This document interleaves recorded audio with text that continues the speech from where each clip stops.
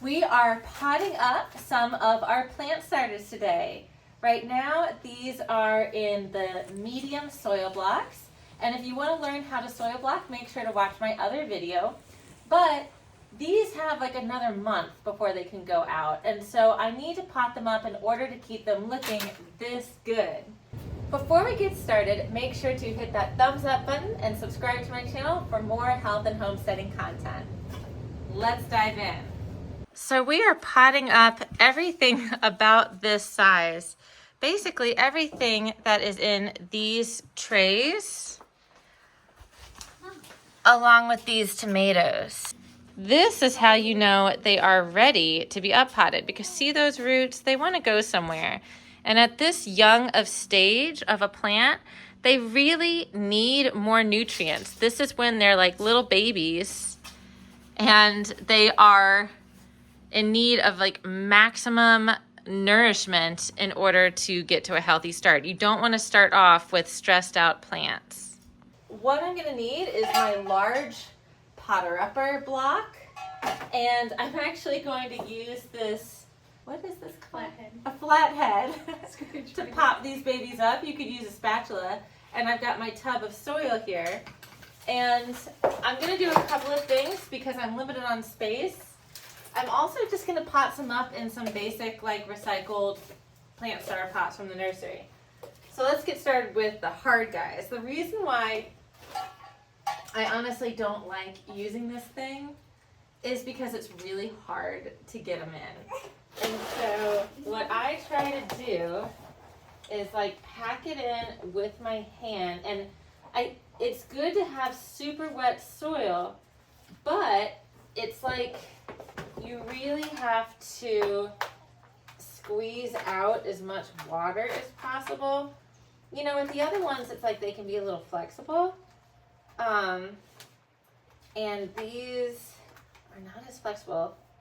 Let's try it this way by squeezing out the water and see how it pops out. Not bad, not bad. There were some tricks as to how I did that, and I'm gonna talk you through it as I do the next one. I'm gonna use my little flathead to kind of like break up the square, just going straight down, and then some roots might be a little intertangled there, so I'm gonna be pretty gentle. I'm just gonna go straight down. It's important to get as many of those roots tucked in as possible. It doesn't have to be a perfect square. You want it to be as upright as possible, but I am definitely going to get some soil on top to make sure that those roots are covered up. Because if they're not covered up, this little guy does not have many roots to begin with so far. So it's really, really important that we try to cover up those roots. And I'm just using my hands to make it as tight as possible. I don't need to water these guys after I have potted them up in their large soil blocks. I really, most importantly, just want a nice, compact shape.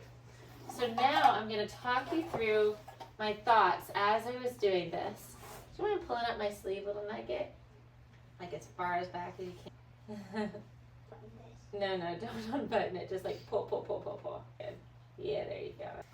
All right, so compacting it in as much as I can. Now I will say, that's okay. I will say that I talked to other soil blockers and they say just make it as mushy, gushy, wet as possible. And then that's the answer to making this block hold up. I have not had success with that. I'm gonna come back in. I'm actually gonna come back on this side. I am pushing it down all the way before I lift up. That one came out pretty good. Let's do another one. So again, I'm just trying to like cut a little piece of soil cake here, being my little block, and gently pull it out. Drop it in. Be really mindful of those roots going in. And getting some soil put on the top so no roots are exposed.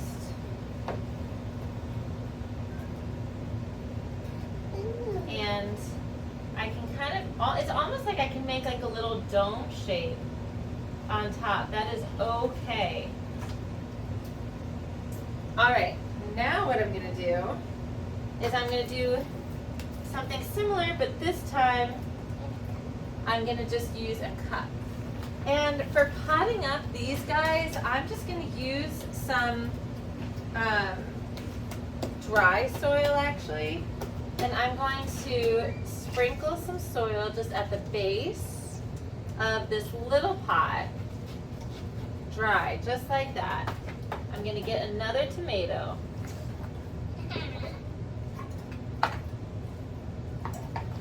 Pop it out. Again, being really careful with the roots here. And I'm gonna set it in my little pot.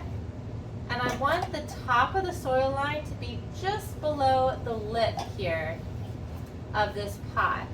And then I'm gonna backfill just like this, basically just around the sides.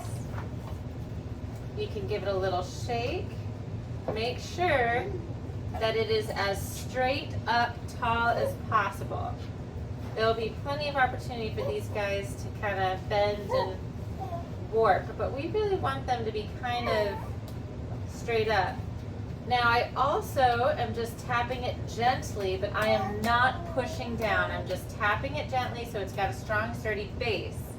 And now, would you mind handing me that tray?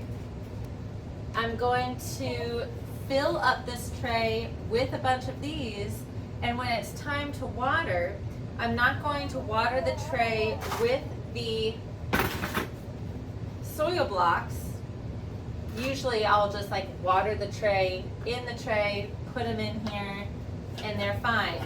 These guys, they have drainage holes in these trays, and these have drainage holes. So for these guys, every day I'm going to take them outside and I'm going to water them down. And this will also be a part of their hardening off process. And that is how we are up potting all of our plant starters. The next step to preparing our plants to be planted outside is a process called hardening off.